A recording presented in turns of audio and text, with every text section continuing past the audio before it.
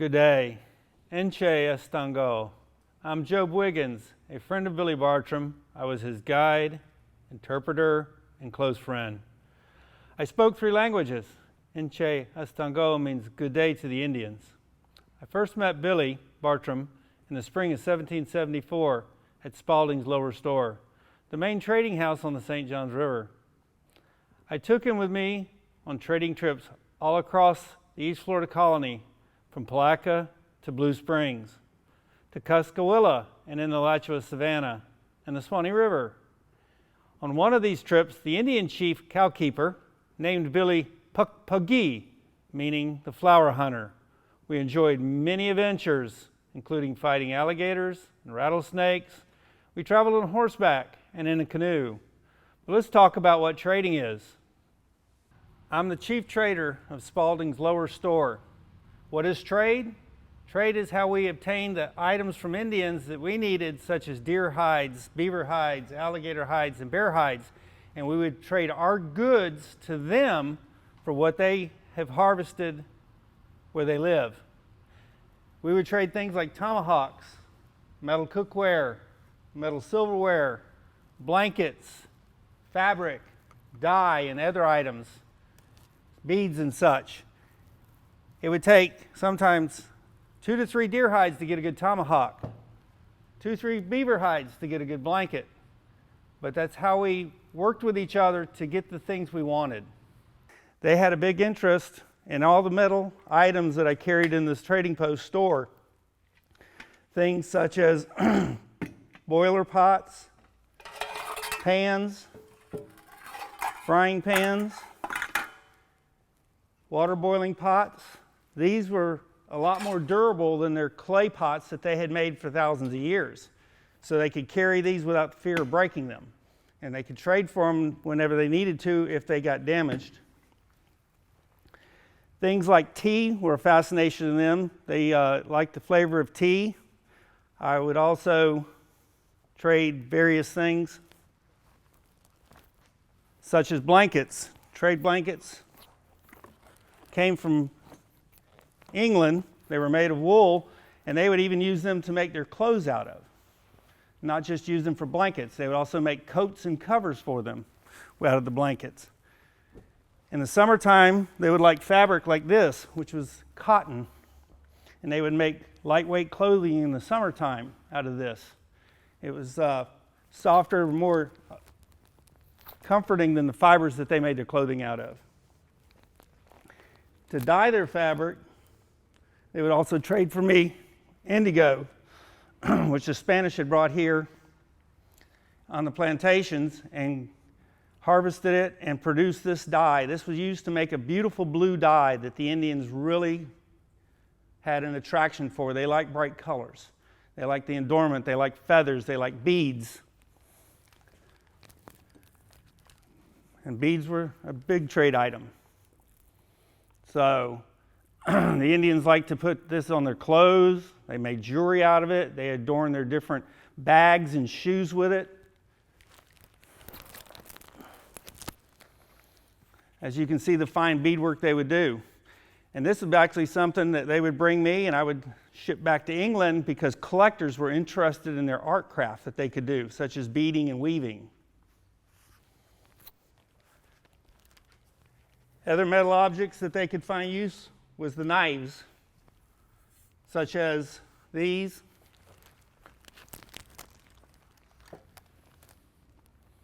And forks, because they were more durable than their bone or antler tools and more fine and refined. So this was a big trade item I could obtain the deer hides with.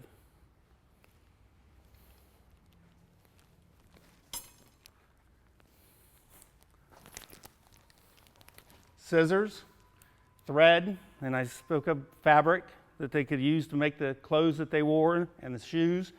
The metal needles were easier to use than bone.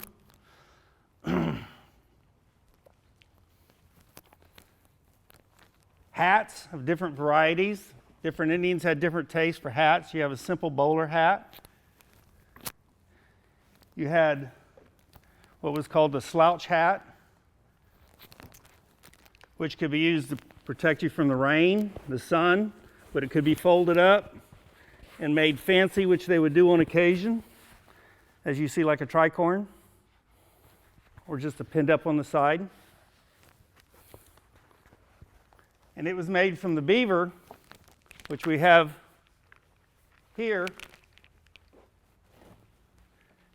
And these beaver flourished in the St. Johns River, the Swanee, all through Georgia. They were very valuable for their fur, because it was the fur of the beaver that made the hat. It was not the skin. So this fine fur brought high dollar in trade. So they could bring me beaver too, along with the deer, and I would give them items for their beaver.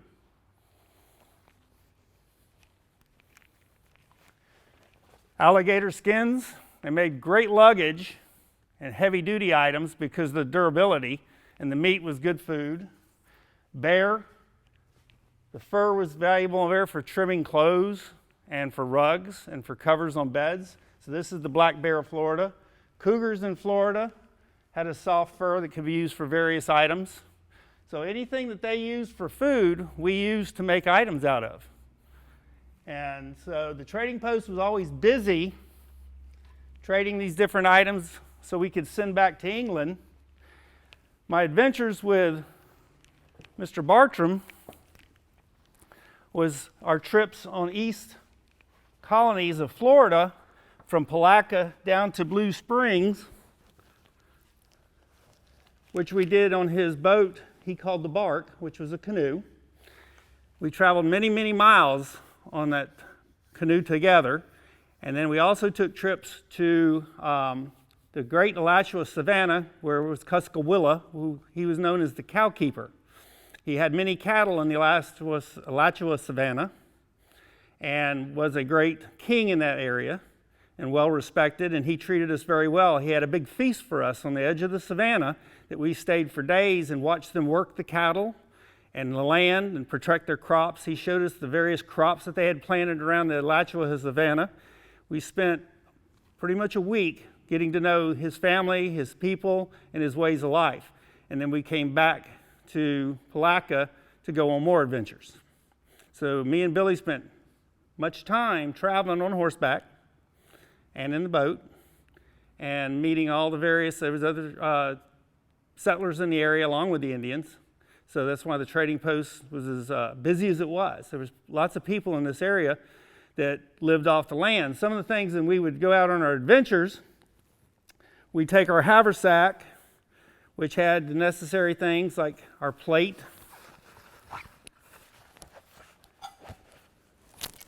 we would carry this little item we called a mucket we could cook in. It was basically a small pot with a lid and a handle. This we could cook our food in over the fire by the bank of the river. All our stuff was kept in our haversack because this is pretty much what we needed to survive when we were on our ventures. We had small bags of maybe dried beans, dried rice, but we hunted and fished. We caught many trout while we were on the river. We basically used a single pole with a line and a feather tied to a hook, and we would jig the banks to catch the trout. And we would feast on those at the evenings as we ventured along to meet the other Indians that lived along the river.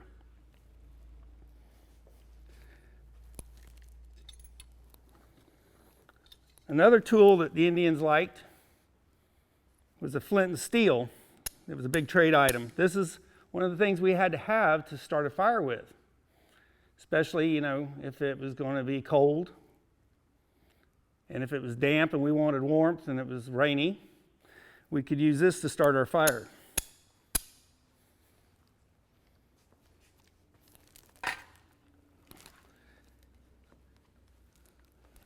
The Spanish had brought bees to Florida when they first come here, so hunting wild bees for honey and for beeswax. And this is beeswax. And it would be made into candles that we could use in a lantern at night for light. It could also be used to make waterproof bags to carry our products in. This is just an ordinary cloth bag that hot wax has been poured on, and now we have a waterproof bag so we can carry our Strike-A-Lite in here, which is our fire starting kit. We can carry food and other items we want to keep dry. So it was made simply by melting the wax and putting it on a fabric bag.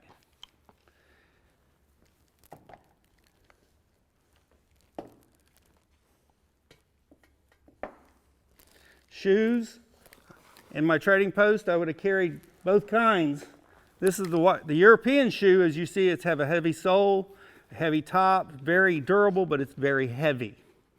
Okay, and the Indians would bring me moccasins that they would make and trade, because some white people preferred to wear these over those heavy shoes, especially long tracks like me and Billy did. These were a lot more comfortable to wear.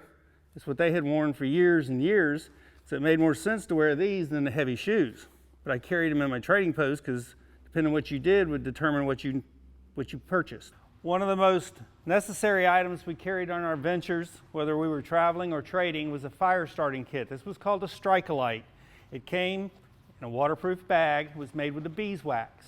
It was an ordinary canvas bag covered with beeswax, and it kept everything dry no matter how hard it rained or if we had to cross the river, if we fell in the water from the canoe, we would still have the ability to make a fire. The Strike-A-Lite consisted of a metal box which we kept tinder in. We kept char cloth, which we used our old clothes to make. It was used to catch the spark. We had a piece of flint, which come from the river. We had a striker, which came from a blacksmith who worked in the village or the community, and he would make these. So with this, we could build us a fire to keep us warm, cook our food, to give us light. So to start the fire, we'd use the char cloth to catch the spark. The flint would actually cut the steel and make the spark. The char cloth would catch the spark and would turn it into an ember.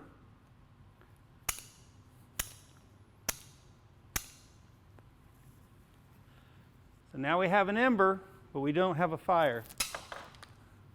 That's where the tinder comes in. And we would put the ember into a tinder bundle, and we would blow on it.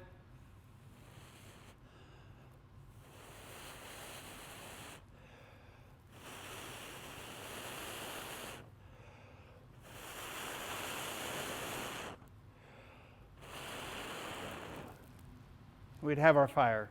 At the end of Billy's travels on the St. Johns River, he said, "My trusty and fortunate canoe I presented to the old interpreter, Job Wiggens, often my traveling companion, friend, and benefactor."